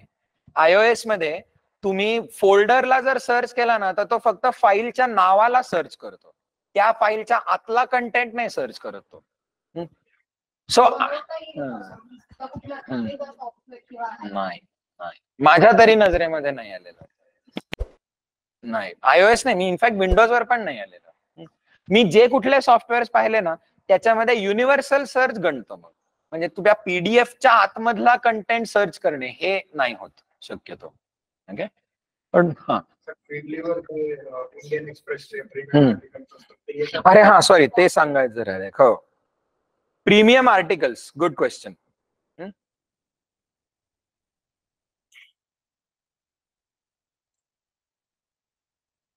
हे जे तुम्हाला दुसरं सॉफ्टवेअर सांगणार होतो पॉकेट, गेट पॉकेट म्हणून,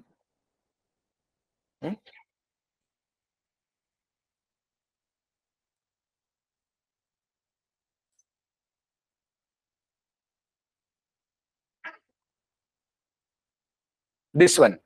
ओके.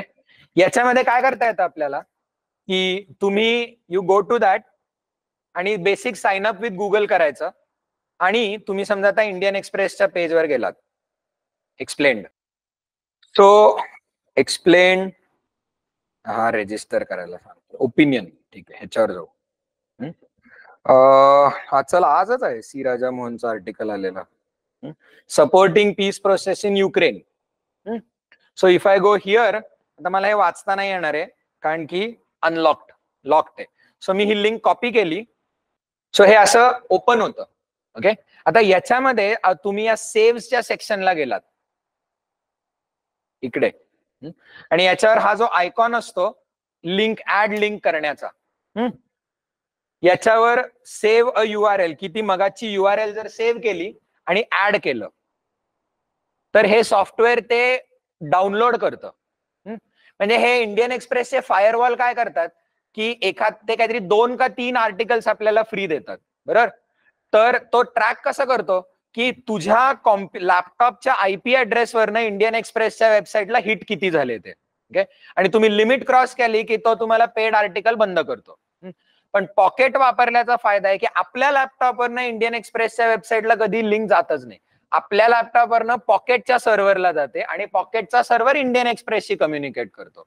सो मी इथे ही खालती लिंक सेव्ह केलेली आहे, याच्यावर जर क्लिक केलं तर ती वेब पेज ओपन नाही होत. काय ते नको आहे आपल्याला तसं, पण आपल्याला कंटेंट हवाय.